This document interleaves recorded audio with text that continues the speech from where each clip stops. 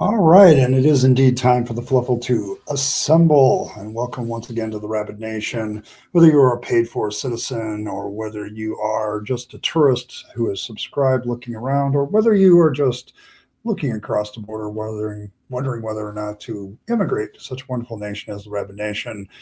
Welcome one and all. I'm your host, Ed Rabyd, a former pastor turned atheist, now a compassionate anti-theist.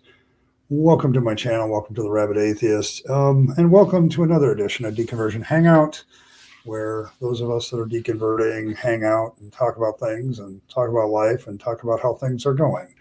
But welcome one and all. As such, this is a little bit more of a protected space for those that are deconverting. So got to be a subscriber for at least 20 minutes before you can comment. And mods are, shall we say, a little bit more strict. We'll just put it that way. But welcome one and all. Excuse me. Today's question is going to be more along the lines of, when you were in the faith, what questions were you never allowed to ask?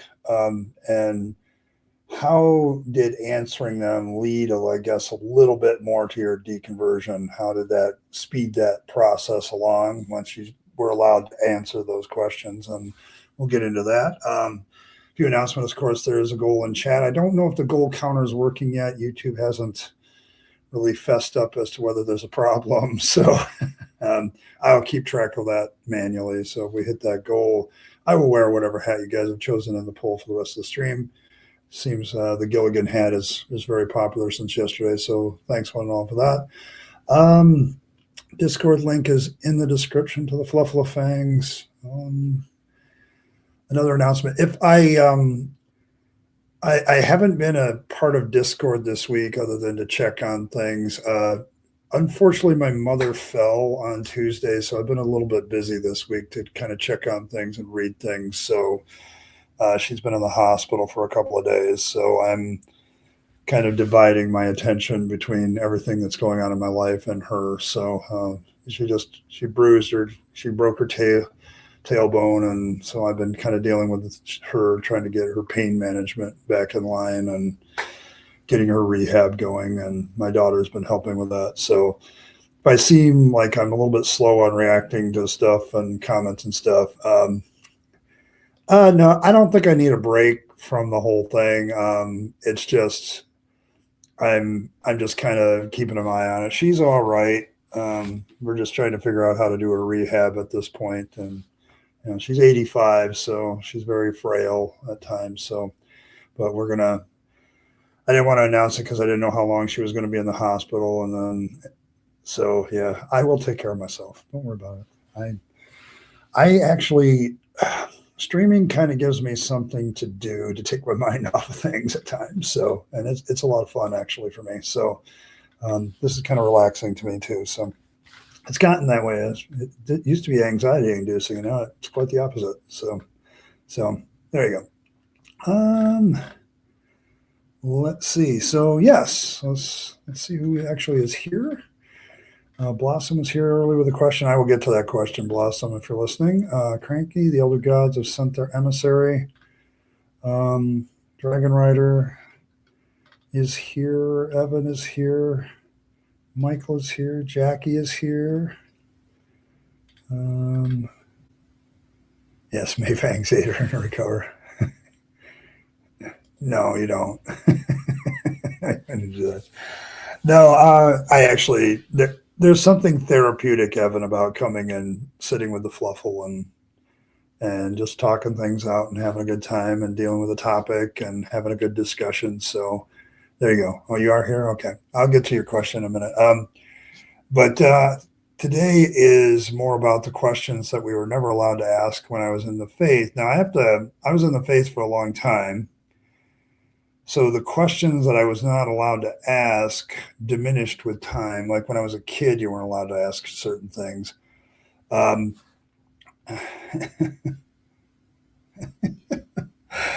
Okay, it's okay, Evan. Calm down. No drama at the Deconversion Hangout. Just take a deep breath. I'm taking a deep breath because I need to talk to to the Fluffle and all of you, because it's kind of does it makes me handle things a lot better. I just want to let everybody know why there may be a delay in me responding to things on Discord or here, like if you leave a comment here. So, yeah. Or Bill. Okay. But yeah, it's like, but I was thinking about this the other day about the questions I wasn't allowed to ask when I was deconverting and when I was a kid, and um, how the indoctrination kind of trains you not to ask questions. Um, don't question the Bible, don't question um, the church. The Assemblies of God, of course, had this. We have all the gospel. Everybody else is lesser than. Um, Not so much questions that I wasn't allowed to ask, so much as how they were responded to. That was really interesting, because you'd end up having people go, "Oh, you don't have to worry about that. The Bible has all the answers," or, "Oh, don't worry about that. We're on the right path. We'll be safe when the rapture comes." Like a lot of my questions when I was a youngster is, how do we know all this stuff happened after the fact? Like, how do I know that the future is in God's hands? How do I know all of that? And it was just not. There was never any good answers. Um, it's more so much that I wasn't not allowed to ask questions. When I became a teenager, I had a pastor once corner me about asking questions. I was asking too many questions, and I'm like, "What are you dealing with?" Now I look back at it, what are you dealing with? But a lot of the questions I was not allowed to ask, it usually involved, the basic tenets of the faith. Like, you're never allowed to challenge that. And so now I ask all kinds of questions. In fact, I get a little nervous when people don't answer my questions. And so that's one of the aspects I think of deconversion is you start asking questions you expect either answers or I don't know, and quit bullshitting me. And I think that's kind of where a lot of us have gotten. And questions, skepticism, getting answers. These are all things that are very, very necessary. I think now that I look back at it, like it's interesting how religion doesn't like it when it's questioned, and some religions are worse than others. But I remember mine being so like pat answer ish. It's not that I wasn't allowed to ask questions; it was just. But let's see. Yeah, I mean, Deconversion Hangout is a little bit more random and freeform. That is true. I do that on purpose because I don't want anybody to think they can't ask a question. So near lifelong answer, something I've wondered is why Christians think the Old Testament wasn't good enough. The whole Voltron of the old Voltron, nice reference. OT plus NT is strange to me. Why not be a Jew? Why follow Jesus?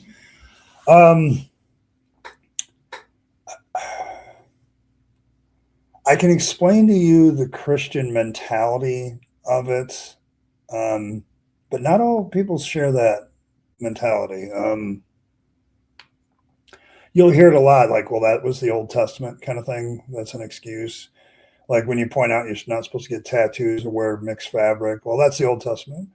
Okay, well, the whole burning witches and killing homosexuals also Old Testament. Oh, but that's still good. Like, but I can tell you why they put it together, and I think a lot of it has to do with the ministry of one man, and that's the Apostle Paul.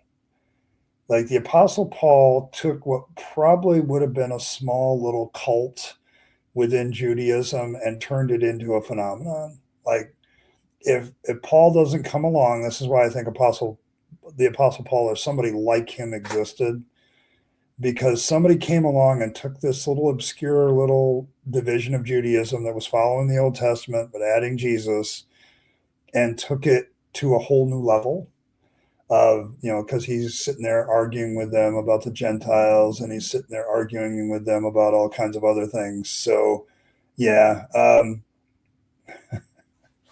So there you go. There you go.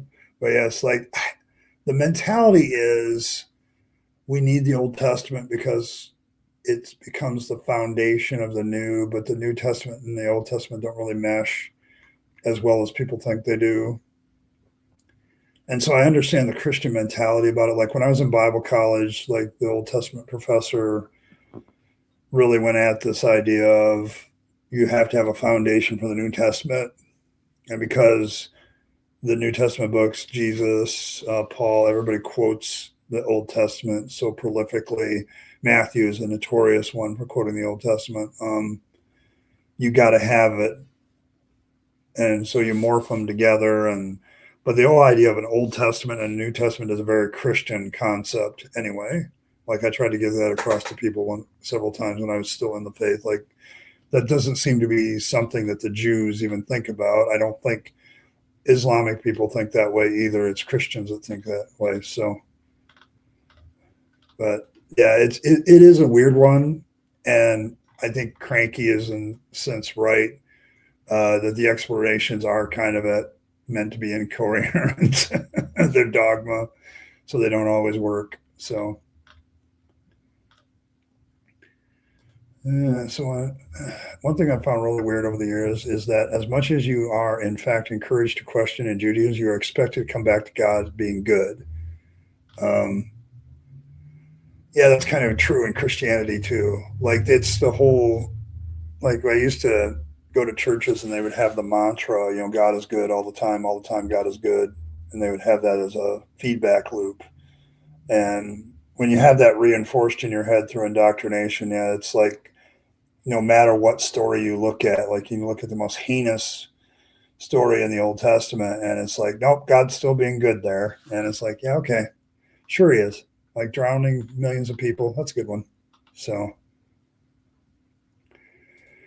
a lot of questions like, stink when Jesus took a dump? Yeah, probably. Why are mommy and dad wrestling beneath the blankets? Yeah, those are not good questions to bring up at church, Cranky. Just so you know, if you ever tried to do it, I'm sure if the elder God showed up at church, people would run in terror. But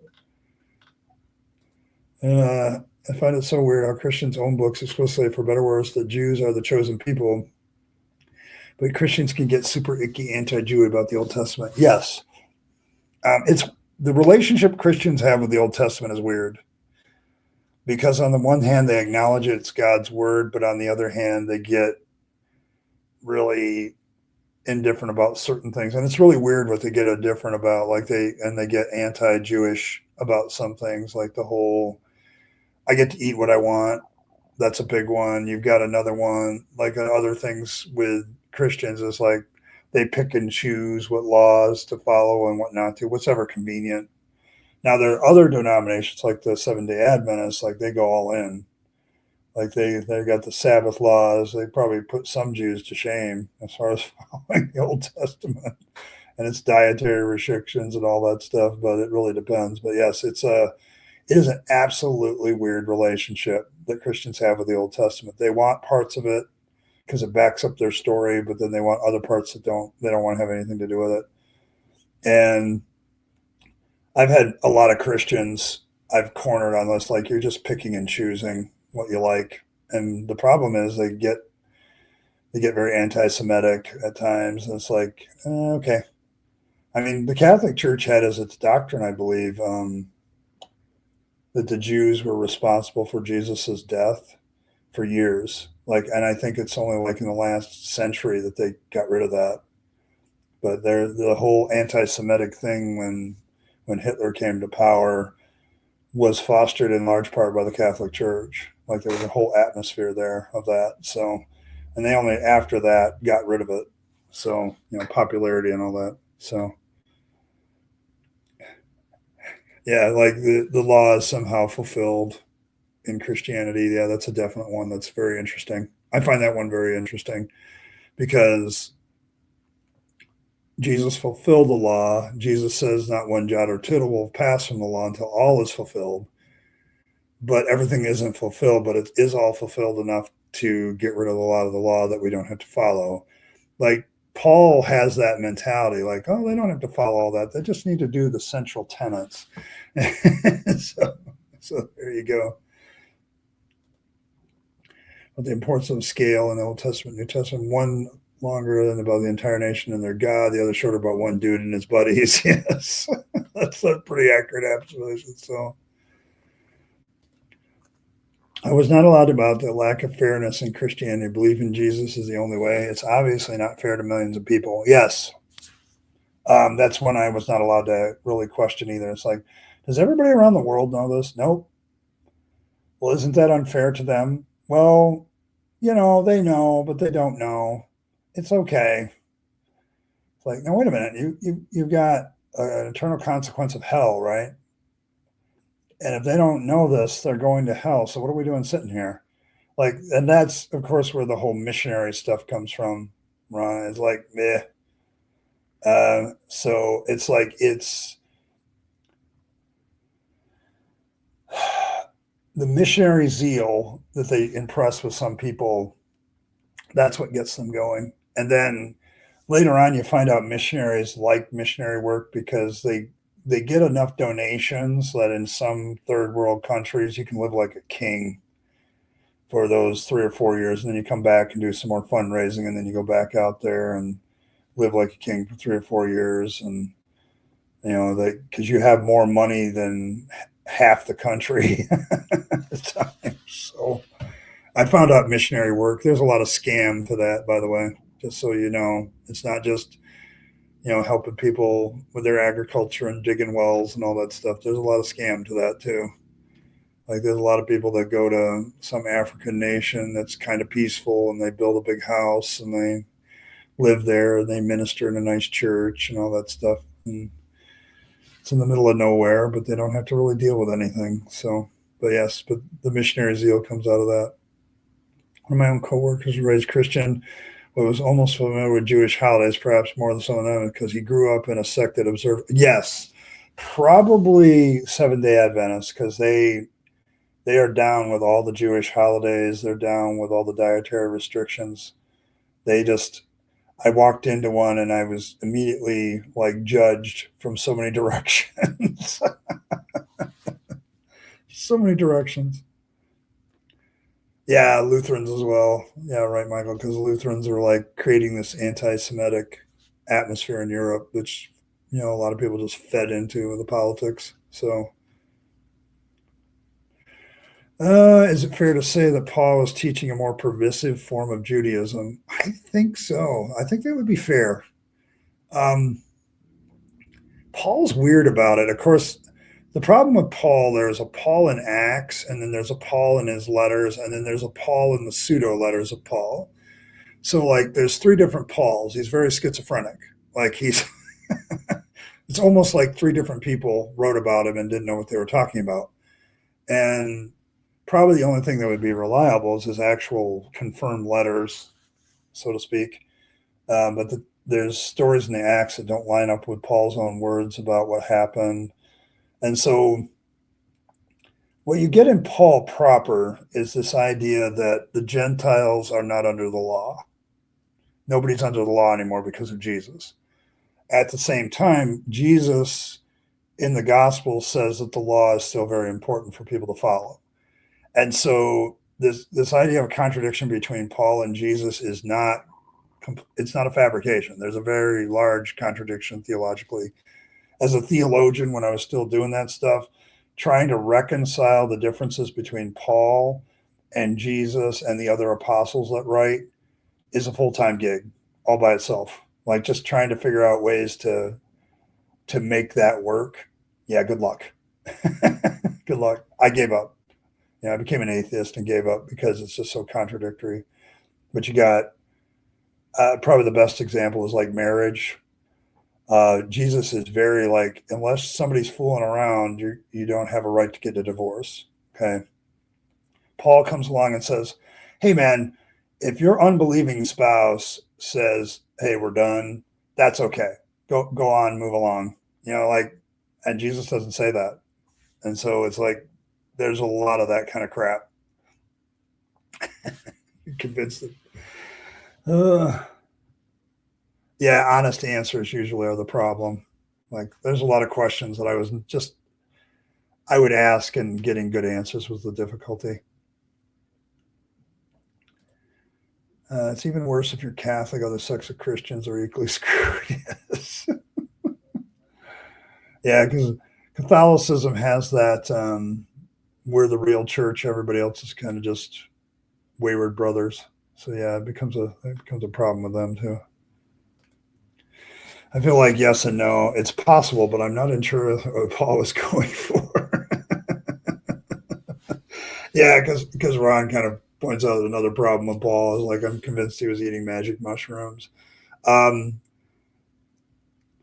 when you read Paul and you get rid of the notion of how can I put this? You get rid of the notion that he's speaking by the inspiration of God, but he's just talking about what he thinks. You get a very mystical person. You get somebody that very much believes in mysticism. You get somebody that's very much in belief with his own ideas. Like he doesn't have like if you read Paul, he never really reflects on what he's saying. Like he just says it like it's dogmatic. And so yeah, there's a good chance that he was doing stuff. I just find it fascinating that I never noticed it as much before I left the faith that the Paul in his letters and the Paul in the book of Acts are two different people. Like they are very, very different. So like the Paul in the book of Acts has this experience at the Damascus Road and suddenly he becomes the chief promoter of the gospel. And it's like the 12 apostles don't seem to be doing much at that point. So yeah, it's like, so there you go. The first century incel on shrooms. That's a fair one. That could be fair. I just don't have any proof that he was on shrooms. I don't think that he needed them to have a good time. I think his mind was taking trips all the time. But like I read First Corinthians now, and it's like, oh my God, this guy is like you just need the knowledge and the stuff that comes from God. You don't need all the rest of it. Like you don't need all that stuff. And it's like you don't need the knowledge of philosophers, who were the skeptics of their day. He's everywhere. Like I remember how when I was a Christian, it used to make so much sense what he was saying, and now it's like this doesn't make any sense at all. Like it doesn't work. So, oh yeah, the Fluffle is great. We're good at keeping each other going, cracking up. That's why I come here. You guys have some of the best jokes. Keep me giggling all day long. We're very good people here. It's been a dogmatic element of Fangs interacting with Fall. I haven't thought of that yet, Cranky, and I haven't written about it, but I'm thinking like the Damascus Road experience is going to be kind of an oops on Fangs because he does that a lot. Like the problem with being a godlet, of course, Fangs is still getting used to how his powers work and how they affect the rest of the world, and so he makes constant mistakes. So he's not a perfect deity by any stretch of the imagination. so so it's more like it's how can I do Fangs with Paul? Like I think Paul would see something Fangs did and still think that Yahweh or Jesus did it. Probably more like Jesus. And so he misinterprets what Fangs does into something else, and Fangs goes, "Oh shit!" Here we go again. So it's kind of Fangs' relationship with JC too. It's like, oh, dude, I'm so sorry. Yeah. uh, dropped in Damascus. Yeah, that's fair. That's fair. But yeah, whoops. Like I was making a stash delivery and I accidentally had to stop in Damascus and appeared in a bright light. And this guy named Saul of Tarsus just took it completely the wrong way. It's definitely Fluffle power. Oh, given how over serious it seems like Paul was, I feel like Fangs would have had a lot of fun with him, or at least gotten into some. Yeah, like I can see where Fangs would do stuff, and then Paul would completely misinterpret it through his mystical, super serious mind and completely blow it out of proportion. Like the whole Damascus Road, I can absolutely see that. Like, oops, I miscalculated where I needed to be.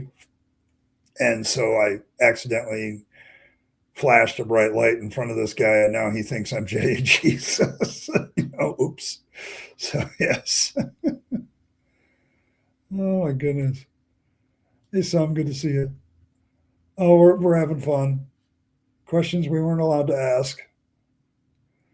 Here's about that movie where Beavis ate the desert. That's Paul. Yeah, fair. That's fair, Ron. Because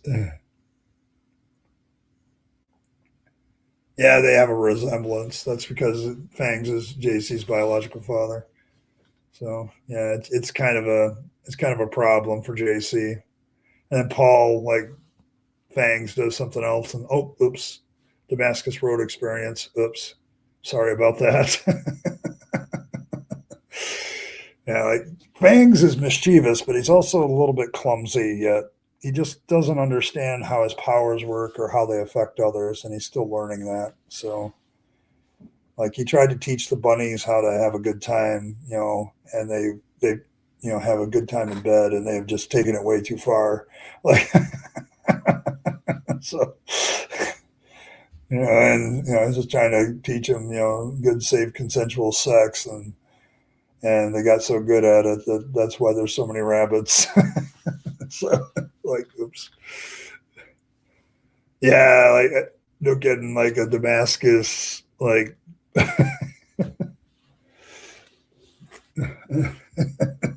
Yeah, the elder gods could have made it rather icky. Yes, that's true.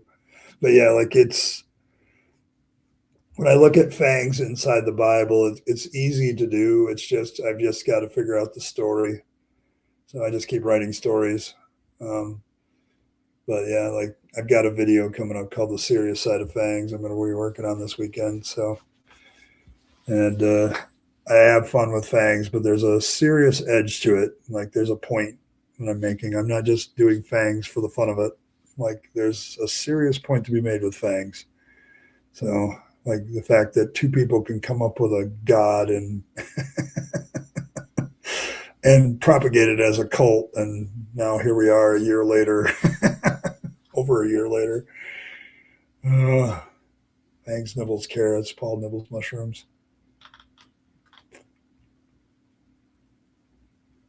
It's not Fangs powers. It's a damn stupid time thing that Yahweh added as he enjoys. Yeah, yeah. I think I've made that point before. Like Yahweh has all the worst ideas, so he just has bad ideas, and one of them is time. Like giving people a biological clock. So yeah. Hey Dave, good to see you. Good always to see the captive desk.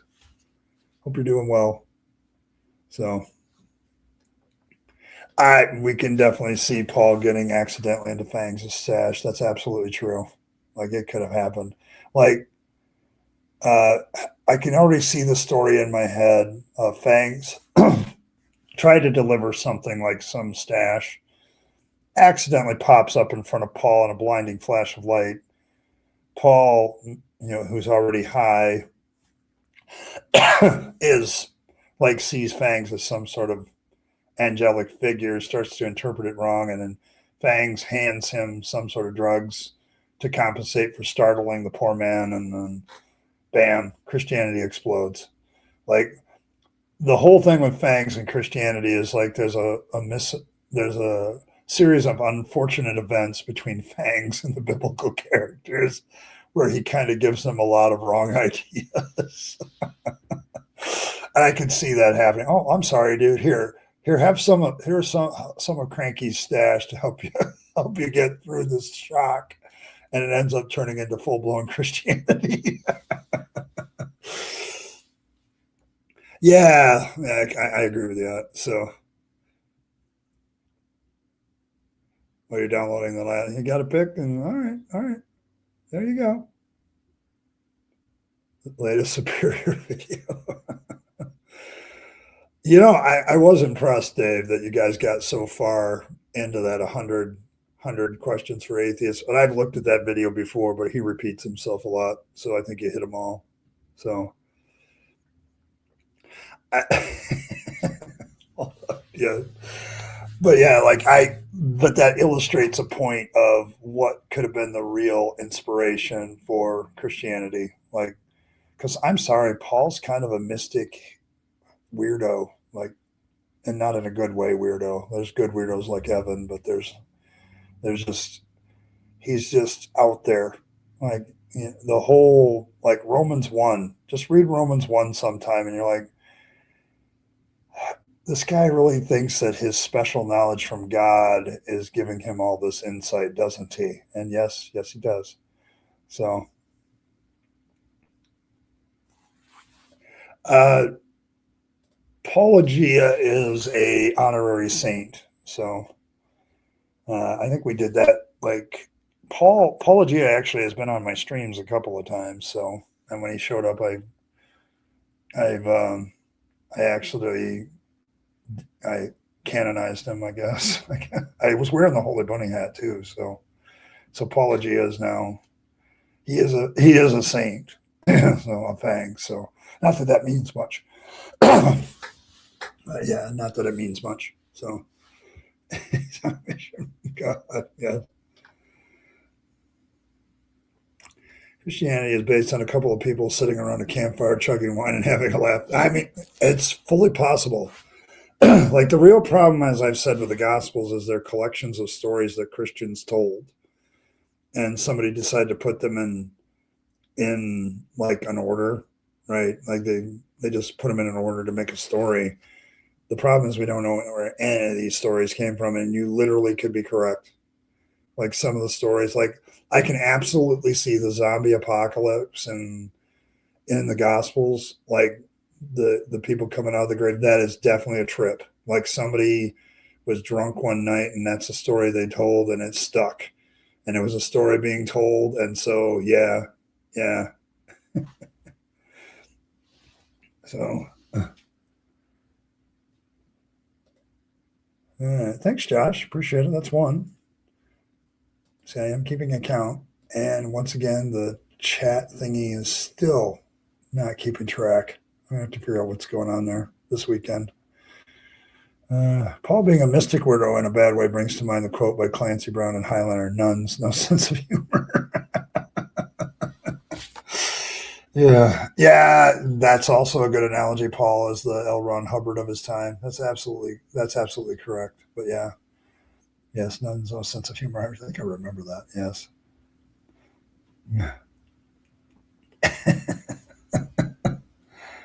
You make Christian humanity look good, Wolf. Yeah. Let's see. Paul is the original Karen. He comes to an already existing cult and decides to bully everyone into doing his way. That's also valid. Like, because Paul, when he tells his story, he's like, I went to Jerusalem and I had contention with Peter and all that stuff. So, like, he definitely was like pushing the Gentiles being included, and it was a good marketing move. So I really feel like the Jerusalem Council was now a business meeting. So, and Paul just kind of took over the meeting. Oh, okay, Evan. Yeah, we're all love Oscar. That's why some of us are on, I think, the Discord, just to keep update with Oscar. What a great, great, great turtle. Love him. So, weapon is the Holy Ghost. Oh, the U.S. Department of that guy. Yeah, that guy. Yeah, I also see RFK Jr. is handling snakes these days. I was wondering whether he was headed to Appalachia. So I really was. And there she is, the wonderful, lovely, beautiful, intelligent, smart, lapping which our Lord naps. I killed Earl, one of the smartest women I know. Welcome, Earl. Good to see you. Uh, and then thank you, Cranky. Yes, please nimplify the like button. Oh, you want and Captain Jess says, let's see that hat. Yeah, the counter still isn't working, but I'll tell you that we have two more. Two more. And the current hat is Gilligan again. So Gilligan, red, white, and blue. Apparently everybody liked that one last time. So last time, yeah, for the first time, or at least the first time she cared, I was like, the fuck is that? Gotta go back and approach her. Okay. Oh, it was a good Santa. It was good as Santa. It was good. Like I had so much fun watching these guys answer all these people answering all these questions for atheists. It was a good time had by all. Like that's what I would have wrote in the newspaper if we still had newspapers. Like good time was had by all. Hilarious. 100 questions for atheists is kind of one of those videos that everybody's done, probably except me. I'm like, that's too many questions, especially when you're going to repeat yourself about 20 times. So it actually ended up, I think, if I remember my old count when I looked through that video, it's actually more like 75 questions for atheists and 25 repeats, maybe more than that. So, oh, the turtle is getting along with the kitten. So, okay. I have to be referred to as little buddy when I'm wearing the Gilligan hat. Okay, that's fair. That's fair. Oh my goodness. Yeah. But yeah, there you go. Yeah. See, the problem with turtles and kittens having to adventure is going to be the water thing. It's going to be the water thing. It's going to be the water. One is more acquainted with water than others. I also love how Evan narrates for his critter that cracks me up. Yeah, I'm saying, like, I don't know. I should next time I'm wearing the Holy Bunny hat, okay, because we've already made Evan the priest of Bun, um, in light of his work in puns. Um, I think what we're going to do with the turtle is we got to find a way to canonize the turtle in some way. I think that needs to happen. You just have to suggest some lore the next time I'm wearing the Holy Bunny hat. So, but Oscar, they all need all of them, like all pets. We'll have to make some statement about pets because they need to be canonized some way. They need to be put into the lore. So, I thought the kittens would be trying to beat up on Oscar or something, but he keeps trying to make friends with them while they're like, "The heck is happening?" Oh, oh, I'm sorry, Earl. I didn't mean to get into your head. But yeah, like the turtle needs to be in there somewhere because we have a hare, we don't have a tortoise. Just don't. And we don't have to play that game. We can like do whatever the hell we want. Like that story. But yes, yes. Like I don't know. I think if it's Fangs and a turtle, he's like, hey man, let's not have the race. Let's go over here. Here's some stuff. This is better than racing. You'll take a far larger trip. Oh my goodness. Yeah, I could definitely have fun with that one. The lore on implications of including all the pets that are part of the Discord. Oh my goodness. The cats and the dogs and everybody. I really need to get my own place. I could use a pet, I think. But I don't want to bring one into the apartment here. It's a pain in the ass. Oh my goodness. You may or may not have been doodling a turtle theme adventure piece. There you go. I'm looking forward to see that now. Pressure. Pressure, Earl. No, no pressure. Actually, none. But yeah, like it's like we have a turtle and we got to do something with the turtle. This is how religions work. Whenever you get new things in the religion or the cult, you have to justify it somehow. So, yeah. Oh, so good to see it on your time, of course. Yes, yeah. But no, it's just like this is so cool. The turtle is so cool, Evan. It's just so cool. One of the best things you ever did. It's just so entertaining to me. And the fact that your cats are having fun with it. It's just great stuff. Great stuff. Oh my goodness. But yeah. Hey, Wolf. Good to see you. All right. Oh, boy, what a week so far. For those of you that arrived late,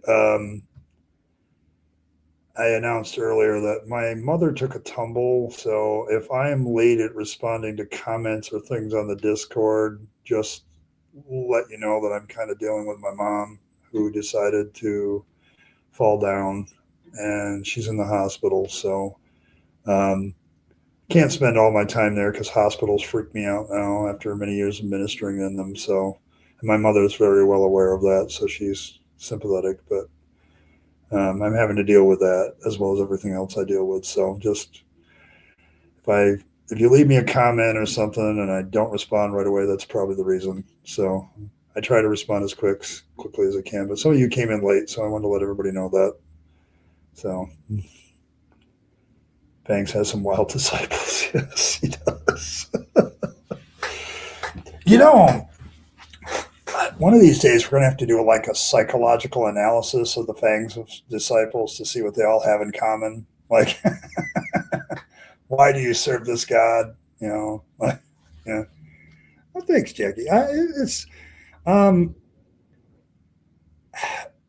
the real difficulty sometimes that I do have with my mother is whenever I get alone with her, she always wants to talk church and faith and all that stuff. And on the other hand, I still love my mom very, very much. So it's like she was very good to me. So, but yeah, she's in a lot of pain right now, but nothing serious, thankfully. So that's all they're trying to do is get her pain management. Something's hurting her, and they can't quite figure out what it is yet. So, but yeah, well, we'll see. But I do feel all the thanks for all the concern because mom's she's 85 now, so but still very active and now she's not so much. So yes, a goblin when it finishes ours precisely when she means to. Never actually finishes it because it's touched up there for catching a flaw no one else would notice. This is so true, Earl. This is so true about you. Oh, the amount of revisions I have gotten on your art pieces. So there you go. Oh yeah, yeah. Thank you, son. Appreciate it.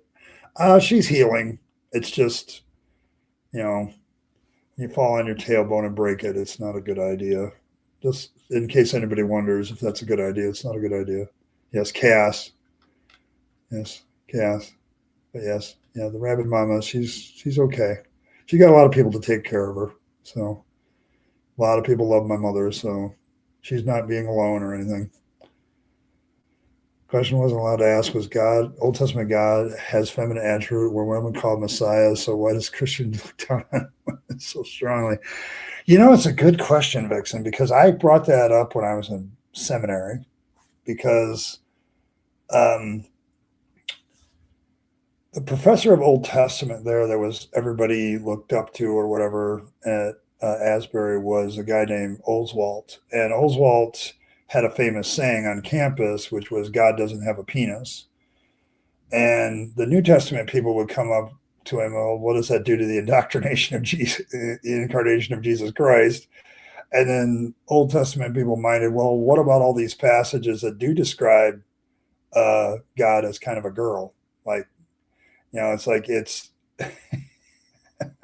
there's some feminine attributes, or even the New Testament, where if you look at how Jesus talks about the Holy Spirit, it's very feminine.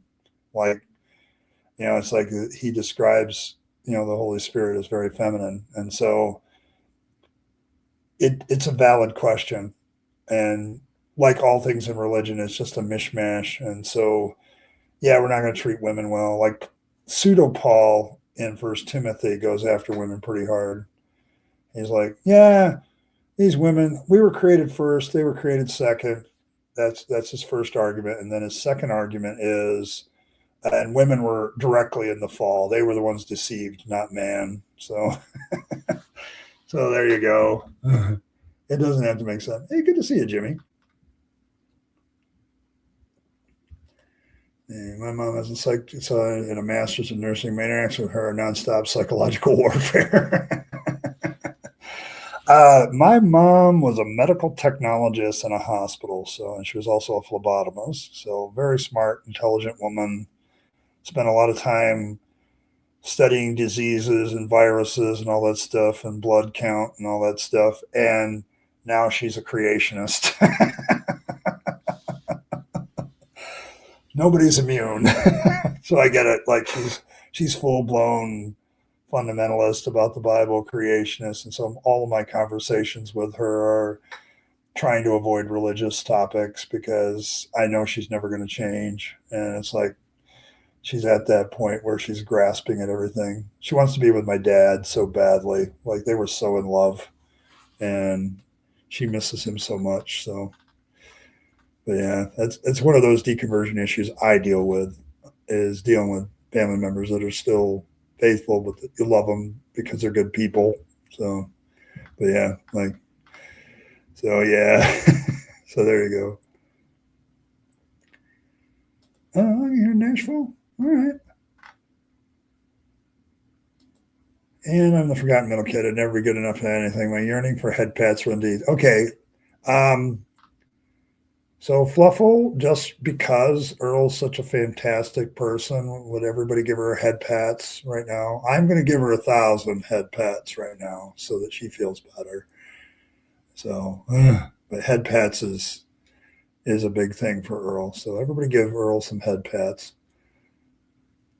Yes. It's weird, Evan. Like my parents were these hippies. Like they didn't dress like them or have flowers in their hair, but their mentality was very, very liberal when they were young. And they had very open views on a whole bunch of stuff. And then somewhere along the line, they became very religious. And the longer my mom has been religious, the more religious she becomes. So it's just weird. It's just a weird thing. So, but I'm like looking at her bag today, and it's like I'm thinking about it. It's like some sort of creationist think tank that I'd never heard of, but I looked them up after I left the hospital, and I'm like, oh great. So it's got the picture of Adam and Eve on the side, and the Ark, and the Tower of Babel, and this is my mom's bag that she carries around back and forth to church. So I was like, okay, great. There is an argument that Paul's letters did influence the later Gospels. Like Paul is the first one who writes the communion words, and those communion words appear in the synoptics, I believe, for sure. And so, yes, there is an argument like Luke and Matthew and John are all influenced by Paul as well. So there's an argument to be made there. Mark, the time doesn't fit, although it could be. If you take a later view of Mark, yeah, definitely. Yeah, all of Abrahamic religions don't like women too much. You deserve them, just for being you, Earl. It's a deserved thing. So, one is a nurse who specifically works with remote calls with people who are extra vulnerable, critical, and such. How do I got into? Yeah, and my mom like used to do all that too. Like my mother, very active in helping people most of her life, which is why I think she has so many friends today. Like, I'm not worried about her being alone at the hospital. Just put it that way. There's going to be somebody there pretty much all day, like at some point or another. She might get like the nurses may kick people out so she can get some rest, but she's got no shortage of people that are going to visit her. So I'm not worried about that. So there you go. Yes, my parents were both Christian hippies. Some of my dad's shirts from the 70s. Yes. So, but yeah.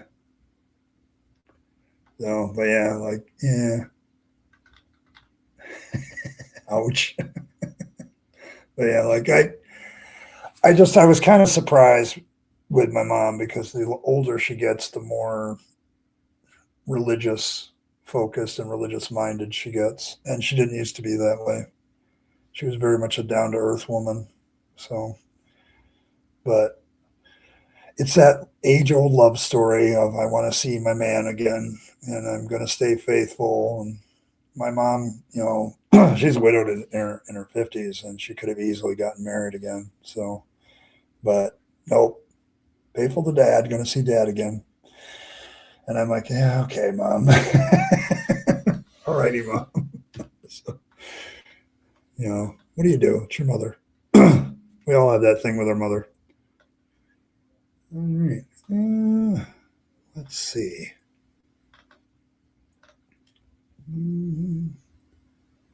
Did I miss anybody? I don't want to miss any. Oh, Josh is a middle kid too. That's nice to know.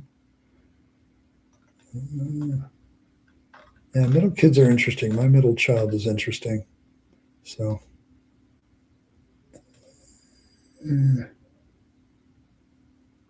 uh, kitty. All right, there you go. Yeah, the Fluffle's pretty good.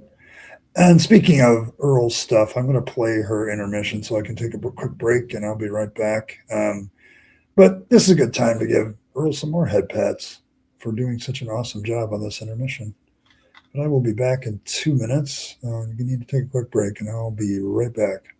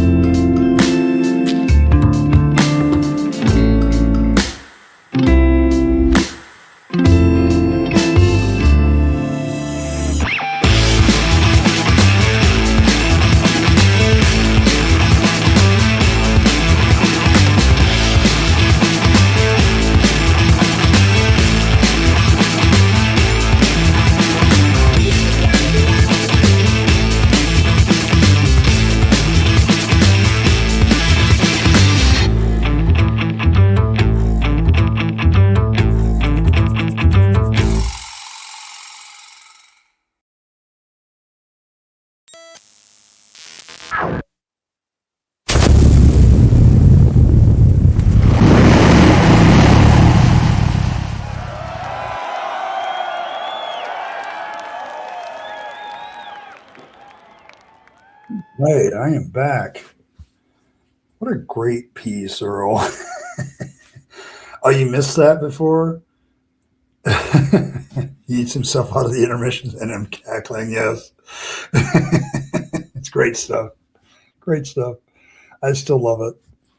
Um, broke her head, familiar large nose. Oh, had two black. She's a tiny little thing, 200 pounds soaking wet. Yeah. Oh boy. But yeah, definitely good stuff, Earl, as always. I still chuckle every time I do that one. That one's good stuff. Man, did I miss anybody? Insert head bobbing. Yeah, it's a good. I like the intermission now. It's good. Oh, and I've also, I think, won my copyright battles with YouTube about some of the music in it. I just gotta this weekend. I'm going to try to figure out a way to fully register that stuff so that they just leave me alone. So, but yeah, I think I've only won those two. So they're not pulling my monetization. So yeah, like yeah, it's yeah, it's like it's for the last week I've had to like put it in every time and try to do it, and then I'm like I could probably permanently register these two tracks, and then they would leave me alone. But yeah, like I already have the permission and the licensing from thanks to Earl, but it's like YouTube takes forever to make decisions on things like that. So yeah, yep, good stuff. But yeah, Fangs' intermission and the intro and all that stuff are working out pretty well. I appreciate the work, Earl. So yeah, we're doing good here at the Rabyd Atheist. It's not been bad. Yeah, yeah, I'm gonna go ham with them. Yeah, I've been going ham with them. That's kind of what I've been doing. So I've been in like every live stream I play the intermission on. They give me a flag, and then I have to deal with that. And I'm gonna just I think there's a way to register them permanently so that they just leave me alone, and I'm going to find out what that is. But yeah, I've been able to. I've had every what's it called challenge that I've done against them. I've won. So like they've reactivated my stuff. So every single one. So not a single challenge has gone unthwarted. So they're just like yeah, forever more like five ever. See what you did there? Tells me that emoji is ham. Oh my gosh. Oh, that's ham. Really? That's what they have for ham? Oh my goodness. There you go. Oh, Macy's. Oh my goodness. Are those little pigs? Like that's. Yeah, they are. Oh, this is the one that says it's ham.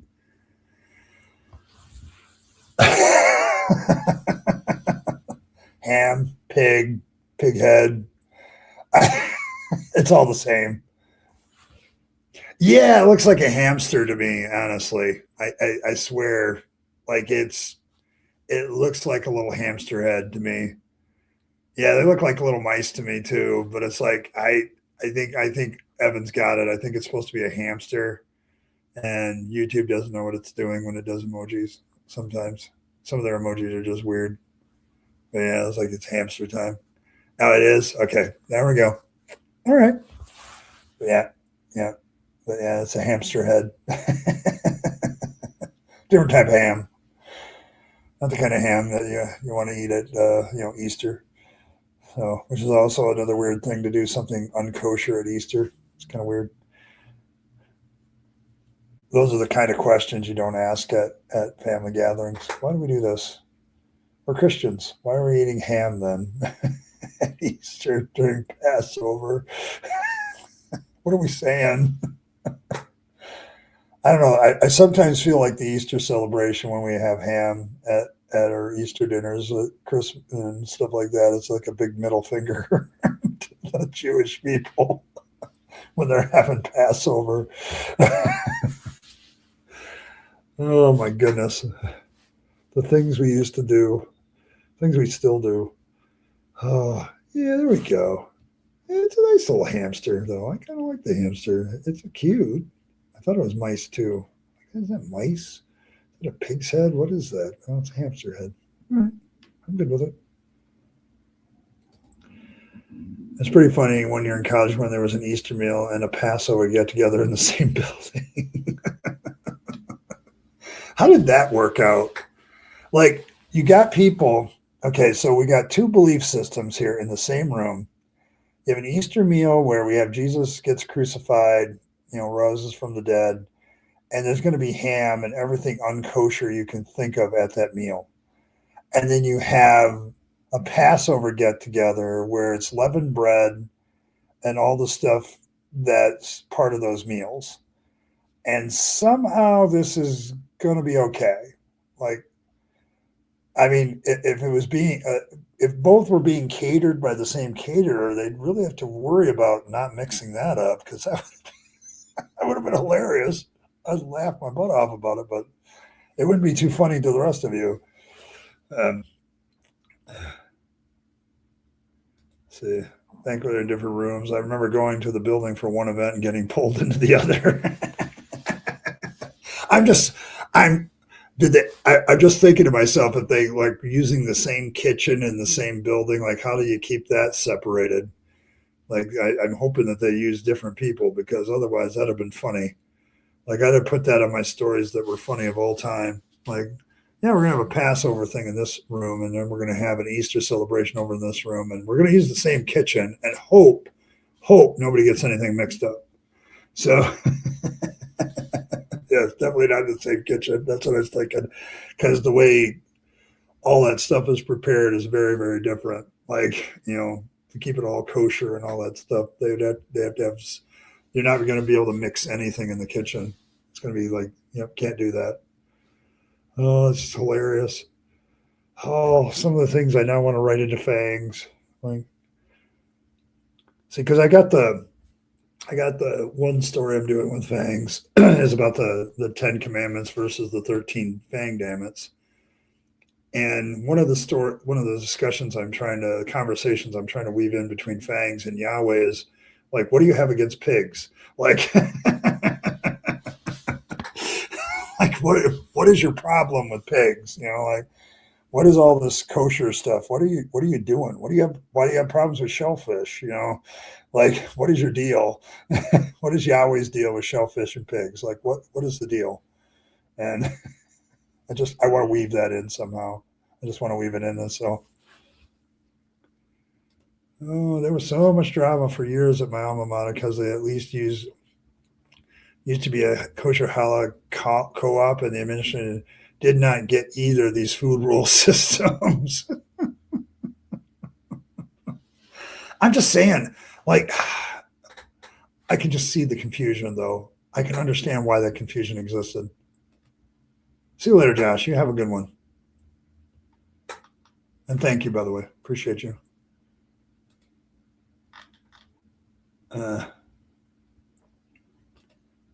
Now, we didn't have an issue with pigs so much as professional courtesy. Oh, my goodness. Yeah, I can see that. Yeah, like it's like what is see that's one of the why do all these deities have a problem with bacon? Like what is the problem with bacon? Why do we not like ham? Like why are shellfish off the list? Like why is that a thing? Like religious dietary restriction. I imagine there's a lot of questions that people, that especially kids and teenagers, ask about dietary restrictions. Like, if you're a Catholic, why can't we eat meat on Friday again? Like, why is that? Yeah, I know that the theory is like it's a health issue. Like people ate pig and they didn't cook it fully and they got sick. Some of them may have died. And so, like, oh, pig is bad for you. Like, I can get that. But then you have other people that eat pig and they're fine because they know how to cook it.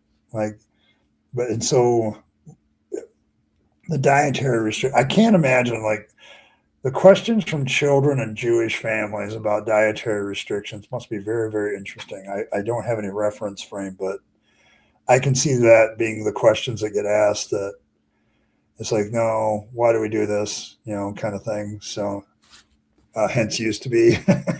Okay, there you go. But yeah, like it's like even when I was in Pentecostal circles, there were some dietary restrictions that would come up from time to time, but it was always voluntary. Like there's no, like Pentecostals are big on fasting. And so the dietary restriction is just like don't eat, don't eat any of that. Like, just don't eat anything. And so that was more of the dietary issues when I was in Pentecostals. Like they were big into fasting and meditation and prayer and all the stuff. And so, yeah, no more of that. So, yeah, that's the other part of the argument. Like, it's not just a health issue. It's like by doing that, the Jews kind of made themselves distinct from the people around them.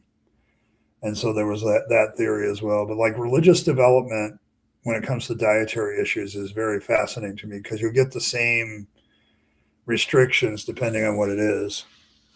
But like Abrahamic religions, other than Christians, I often think that Christianity was just formed so that people could eat bacon, but like, so there you go. But yeah, like it's fascinating, fascinating. Yes, yes, yeah, a little bit of a jinx there, but yeah, like I can't imagine like my biggest challenge when I was raising my kids and still a person of the faith was explaining things like this to them, like not the big aspects of theology. It's the dietary restriction. It's the holidays. It's the why do we do that? Why do we do this? And that was far more demanding of my time. But it's like, but you look at the Abrahamic religions, they seem to have a problem with pork, except for Christians, of course. They got to break all the rules. But Islam and Judaism tend to still follow a lot of these restrictions. So it's like, yeah, Catholics with their no meat on Friday, you got, and then others just don't do all that stuff. But it's just always been fascinating to me, the religious development of dietary restrictions, as if you couldn't figure out that other people can do it. Like, okay, why can't we eat pig? Well, it's bad for your health. Well, why does the other group eat pig and there's no detrimental?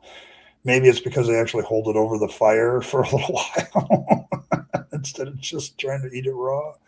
Um, our ancestors are kind of, you got to give it to them, though. They were experimenting. So, I got another book then. I think I've heard of that book before, Evolution of Taboo, Pigs and People in the Ancient Near East. That might be a good one to look at. But I have like a stack of 25 books that I bought that I haven't read yet. Collecting books isn't hoarding. That's my one rule. I have one rule that books don't count in hoarding. So, yes, a lot of books. But that's another one that I would like to explore. Like, and from my perspective as somebody leaving the faith, I mean, I wonder how that affects people when they leave the faith. Like, how do I get out of that? I've come pretty disillusioned with folks being Shamar Sabat over the past few years precisely because I've seen the extent in which the people seem to take it cause more problems than it solves. Yes. Yeah. See, because that leads to a lot of things. Like the Hindus won't eat animals. There's all kinds of people that there's certain diet things. So, yeah.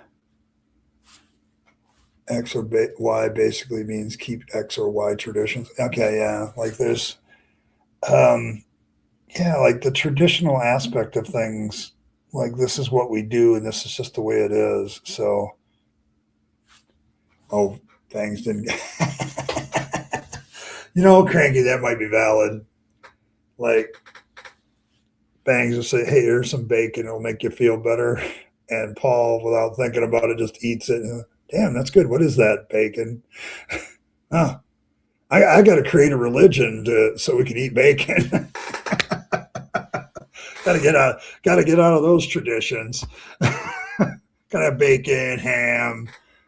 What's this? Oh, it's shellfish. Oh, that tastes pretty good. Yeah, let's create a religion that gets rid of all that shit.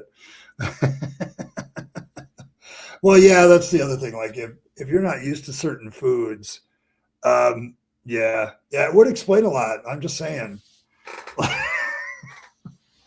Because is that what Paul did? He's like, one day he went to a Gentile feast and like, oh, what's this? Oh, it's bacon. Boy, this tastes really good. I got to figure out a way to get out of these dietary restrictions. Let's create Christianity so we can eat bacon.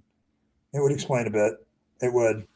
But yeah, if you don't eat something for most of your life, it gives you a tummy ache. There's been many a story of people who come out of strict dietary restrictions and they start eating stuff they weren't allowed to eat and it makes them sick because they're just not used to it. So slow and steady, easy there, just a little bit at a time. So, but yeah, it would explain a lot. Like, yeah, that Fangs gives Paul some bacon. Oops, sorry, pal, this will make you feel better. What is this, bacon? Oh, I'm not allowed to eat that. Wait. let's change the religion so we can have bacon. Bacon is the cause of something else now. When a Christian accuses a deacon of wanting to sin, respond, they're a Jew that wanted to eat bacon. Yeah, that's probably true. You're just Jews that wanted to eat bacon. Like, you're violating the Old Testament law about pork. You just didn't want to do that, so you became a Christian. It's like, I think there are a few notable exceptions. Like, I know the Seventh-day Adventists don't eat ham. They don't have any pork products. Very concerned with kosher law, and they're Christians. They also worship God on Saturday instead of, because they're keeping the Sabbath. They got a lot of other weirdness to them too. End times weirdness mostly, which just, of course, hasn't panned out. Like, nothing has panned out for these guys. So they're like, yeah, we make this prediction, we make that prediction. It doesn't happen. Oh, well, we'll just make new predictions. So,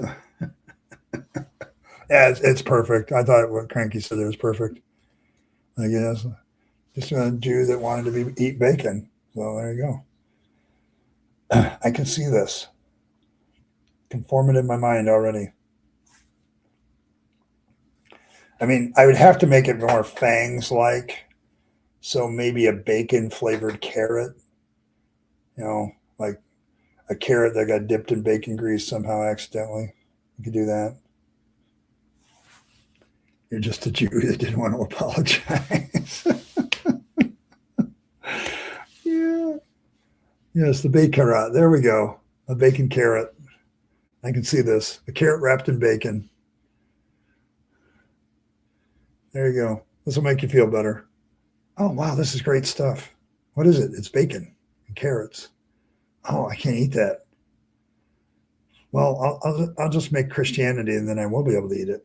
There you go. The bacon carrot. There you go. Oh, man. Oh. Let's see.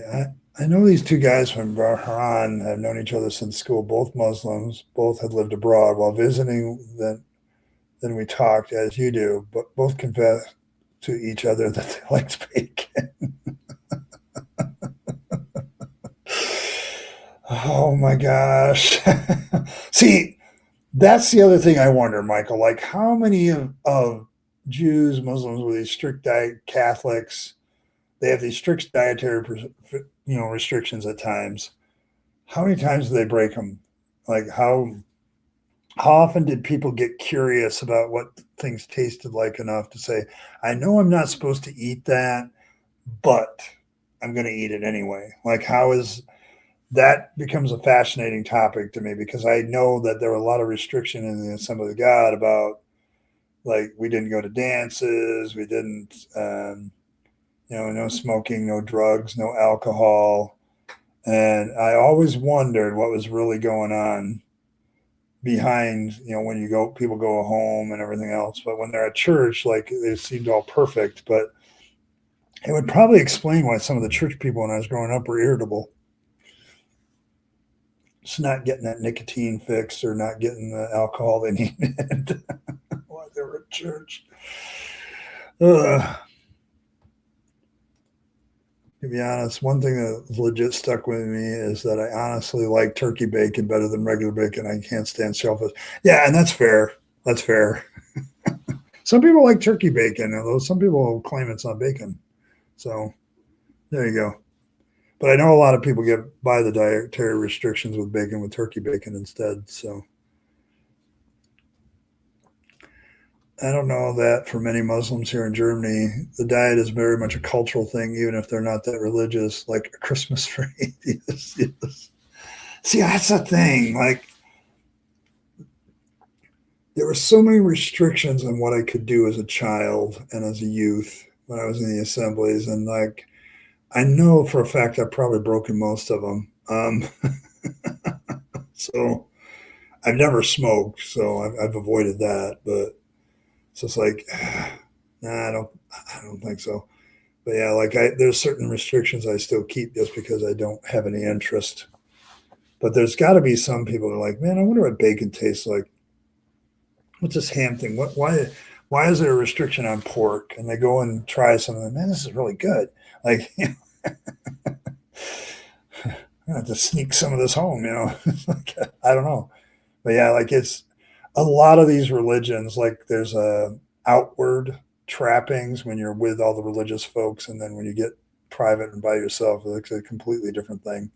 So yes, yes, we're gonna have carrots wrapped in bacon. More lore. So yeah, this is all lore I have to remember because I'm not wearing the holy bunny hat, so it's not official. So I have to remember that. So when I'm wearing the holy bunny hat, I got certain things to make official. Like we need a certain turtle to have some sort of divine powers, and got pets that need incorporation and carrot bacon sticks. And I wouldn't surprise me. I work in retail. I've been through grocery many, many times. It would not surprise me if that's not a flavor. Like they're trying everything, but carrot bacon, carrot bacon strips. When I'm talking about food.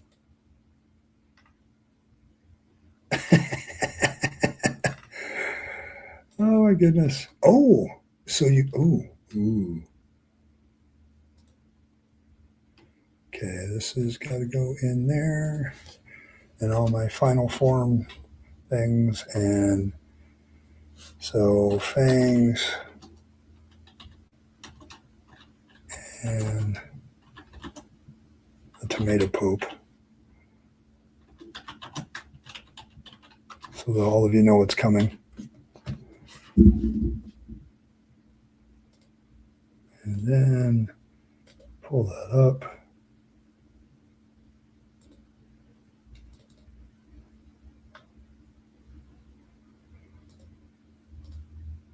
There we go. There we go. Look at that. Instant gratification. I like what you did with the ear. Like you've changed the ear. You notice that? Yeah. It's definitely a significant update for those of you that are familiar with this one.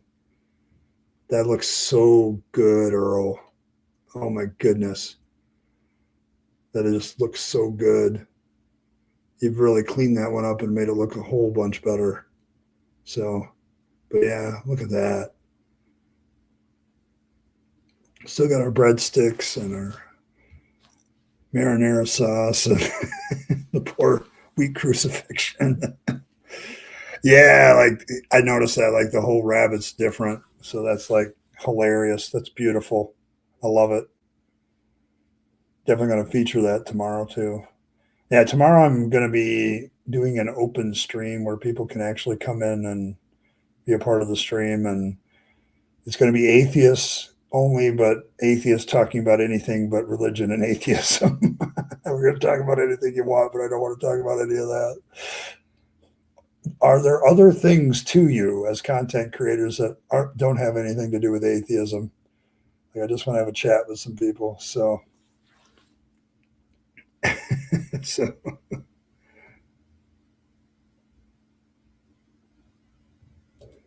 oh yeah, Adam and Eve are. It's an interesting story anyway when you look at it in retrospect. Once I got out of the faith, it was like, yeah, that didn't happen. Good thing. But it is a story that's been used to justify a lot of bullshit. That's for sure. Yes, it's the tomato. We actually, as I recall, Earl and I were thinking about a completely different religion that we were going to bash, but then they chose a new pope, and and Earl went into the tomato pope, the whole tomato pope thing, like so. So you want okay? I'll use the skinny fangs when I need a little side kit, but I always wanted to update this one for the chubby fangs. Oh, it's beautiful, Earl. Beautiful, absolutely beautiful.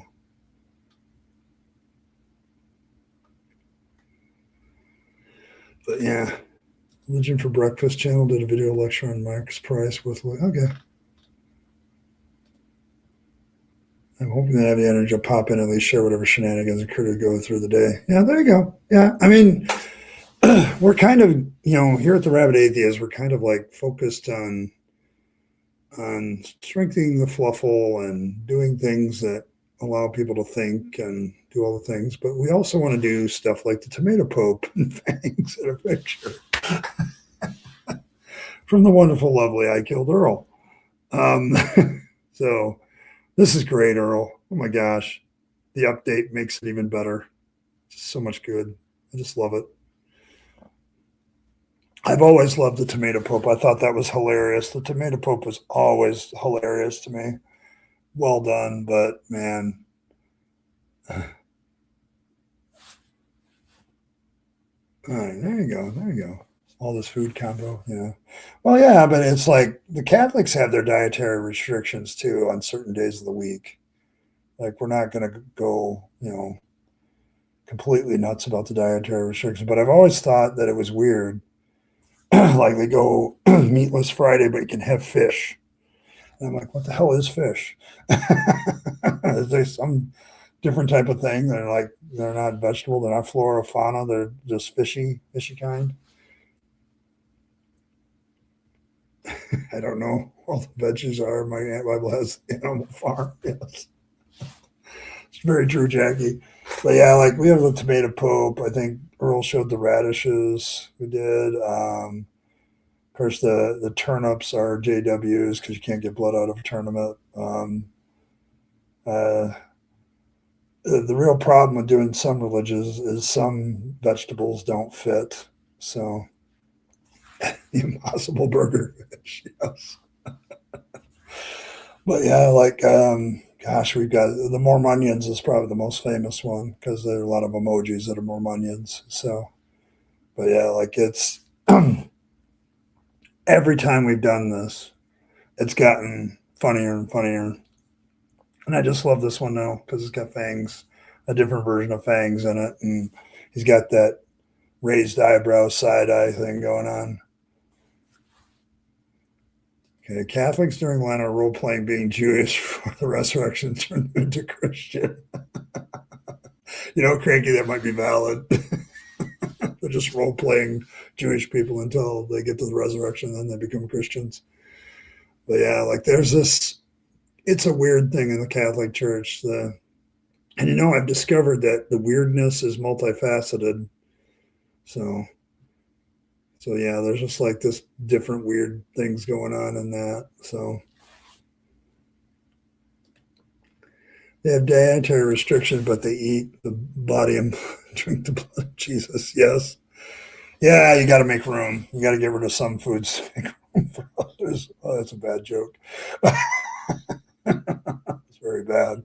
But yeah, you gotta avoid eating meat to eat another type of meat.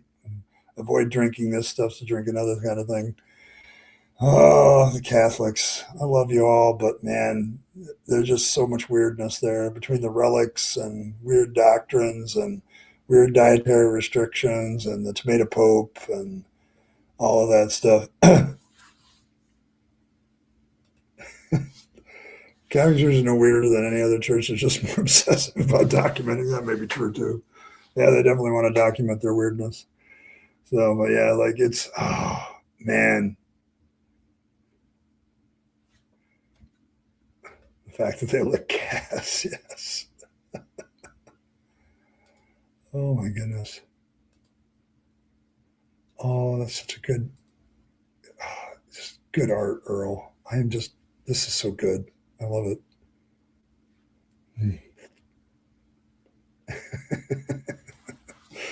Found out they put ash on their foreheads. I didn't know much about that. Yeah, it's Ash Wednesday. They do that. They put ashes on their forehead, usually in the form of a little cross. Like it's as religions go, I understand why people stick with it. It's got all the things that you need in a religion. It's got the rituals. It's got the dietary restrictions. It's got a message of redemption, so to speak. It's got ways of changing your psychology. So yeah, it's got all the things. Um, but if you're into like ritual and stuff like that, Catholics have that more than in abundance. So they have all that stuff. And like they keep the calendar full too. Like if you check out a Catholic calendar, there's something every day, every day. So there's that. Oh, the Episcopalians do it too? Okay. Yeah, like there's a bunch of mainline ones that kind of do that. I think there's some Methodists that do that too. It's there's always something. So it's all word salad with holy sounding Latin words. Yeah, yeah, pretty much.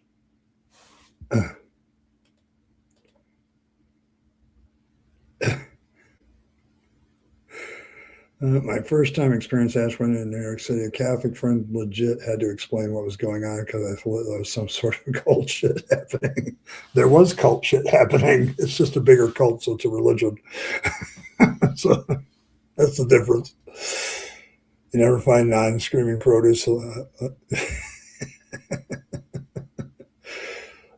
my goodness, yes. Yeah, you have the Fangs woman that's eating a screaming carrot. That's still a classic. Definitely a classic. Oh man, but this is so good, Earl. Thank you so much for this one. I'm glad you updated this one because it actually makes it more funny. Like Fangs' side eye there, just hilarious. And the poor wheat crucifixion guy, it's great. It just never gets old. Oh my goodness! But I remember we broke from whatever religion we were going to do, and we went after the Catholics because they had a new pope, and we wanted to get in on that action. So there, you have the Catholic tomato pope. I got to figure out how to get that in the lore. Yeah, people call Episcopal Church Catholic Light. I actually had a former Episcopalian in my last congregation, and they referred to it as Catholic Light. Oh, you nailed the side eye. You definitely did that. You nailed it. You guys are weird. I'm gonna be over here, having my breadstick and marinara sauce, looking at the two main ingredients of bread and marinara sauce. Beautifully done. Beautifully done. Oh, all right, folks. I do have to leave. Unfortunately, I would rather hang out with the poor little breadstick. Yeah. I do have to go. I've got to get ready for work. But thank you, everybody, for stopping by. I appreciate it. It's been a great evening just having some fun, and I appreciate that. Um, don't know if we got into too many questions that we weren't allowed to ask, but I think we were all asking them in our heads, and that's why we eventually nope, can't do this religion thing anymore. But it's been a great stream anyway, and I want to thank Earl for her artwork as always. Yeah, so, but yeah. College went to Catholic church, so I didn't need to take a religion course, but I definitely saw people celebrate Ash Wednesday. Yes. Yeah, great stream. All right, so everybody, may Fangs nibble on all your hearts and your breadsticks, apparently, as well. And may he purify all of your vegetables from religious corruption with his pointy teeth. Make sure that if you need warm fuzzies, all you need is a picture of the godlet Fangs, and you just need to look in those big eyes of his, and you'll have all the warm fuzzies you'll ever need from any religion ever. If you need a religious ritual, we have the circumcise the carrot, put it on your stash to protect it from Fangs. Yes, he's that kind of deity. Make sure you do that. He may take the vegetables, he may take the stash, he may take both. Yes, yes. And so there you go. Let's see what else. Yeah, you got to remember that Fangs now has legal ways to steal your stash. So legal ways to steal it. So make sure that you watch out for that too. Make sure you're following all local laws. And beware of the precept opossums. They're out there, and they can be nasty. Just make sure. So there you go. Be on the lookout for all of that stuff. And thanks everybody once again for stopping by. As always, you only get one life, so make sure you live it fully. Do all that stuff. Live your best life. You only get one go around, then it's over. So make sure you're taking all your time, money, opportunities, all that stuff, and give them to yourself, the people you love and care for, and to make this a better world. You'll be happier if you do. Trust me on that one. And don't waste them on the trappings of religion and faith, because that's a dead end. I speak from experience. And as always, folks, thanks for stopping by. Appreciate all of you. I especially appreciate Josh and Cranky and Captive. Thank you. Didn't quite make the hat today, but thank you very much. Didn't want to forget you, though. Thanks for stopping by, folks.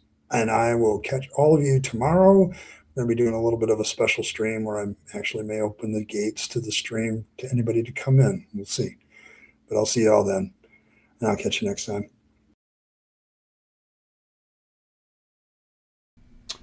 Hey, thanks for sticking around to the end to find out how you can support the channel better. Of course, there's always the normal notions of just hitting that like button, subscribe to the channel, hit your notification bell, and share the video with your friends and family that you think would be interested. That's always very appreciated. If you want to support the channel in a more tangible way, there's several options. You can super chat or super thanks in the comments or during a stream.